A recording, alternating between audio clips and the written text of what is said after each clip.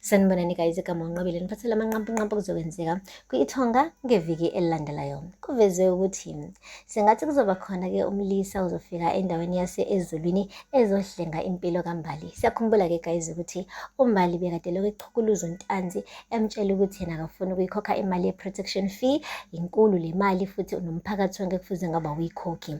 uNtanzi-ke bekade ebhizi egudluza wonke umuntu ozama ukuphikisana nesinqumo sakhe, useze wabulala ngisho induna. Manje kuzobe zithumela iy'nkabi ukuthi ziyoqeda nyangoMbali, ebese esathi nje uMbali uyayiqolisela bemkhombe ngesibhamu. Kufike uMandla ozomane ethi ake khona noyedwa uzothinta lo muntu wesifazane ngikhona, wohlezi ephephile uma ngikhona.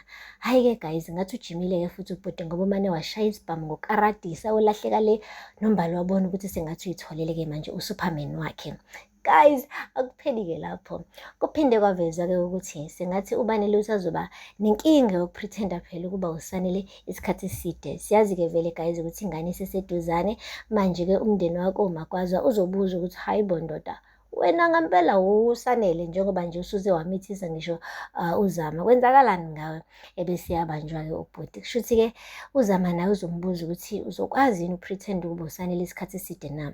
Kanti-ke ngisho nabantu-ke bale kwamathonga akoMagwaza bazobe bemvakashele-ke futhi uBanele bembuza ukuthi lento yakhe yokwenza izinto ebumnyameni ucabanga ukuthi abamboni yini, ebese eshawa uvalo-ke ubhuti. Kanti vele bebephuma ngisho esangomeni-ke guys, sasho ukuthi ingane yabo iphakathi kokuphila nokufa, and umuntu ongakwazi ukuthi ayisindise le ngane ifike ngampela emhlabeni uyena uBanele. Kusho kona ukuthi uBanele kumele ayisacrifice, ahambe la emhlabeni ayele la kufanele abe khona kubuye uSanele ukuze le ngane likazama iphile.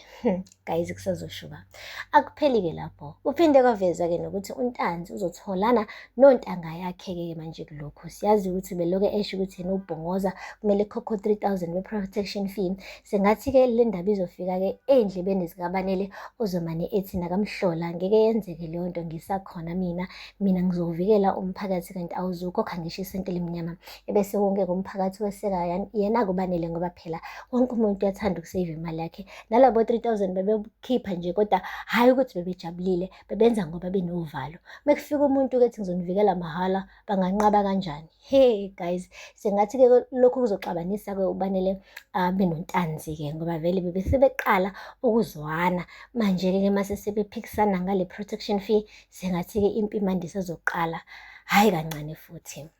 Kuphinde kwavezwa-ke nokuthi uNokwanda uzobe-ke esehlangana nosisi obizwa ngokuthi uPhethile. uPhethile-ke guys uzobe siyamcela uNokwanda ukuthi ngivumele sisi ngikuthwalele le ngane yakho noMbongeni ukuze ukwazi ukuthi useve umshado wakho. Guys, siyakhumbula-ke ukuthi uGirl utsheliwe-ke kuleli viki ukuthi yadlalela kunomntwana kumele ezalwe phela okungowakamagwaza. Ngiyazi sishade isikhathi eside kodwa manje-ke abantwana sibathole, ngivumele-ke ngithathe isithembu. Kusho bani? Yena uMbongeni. Wanqaba-ke usisi wathi nje yena angeke akwazi ukuvuma ukuthi kube khona iy'ngane zalo munye umuntu wesifazane ekhona, yena okungcono akampakishe iy'mpahla zakhe aphume aphele lapha egcekeni lakoMagwaza ngoba yena angeke akwazi ukuyimela lento.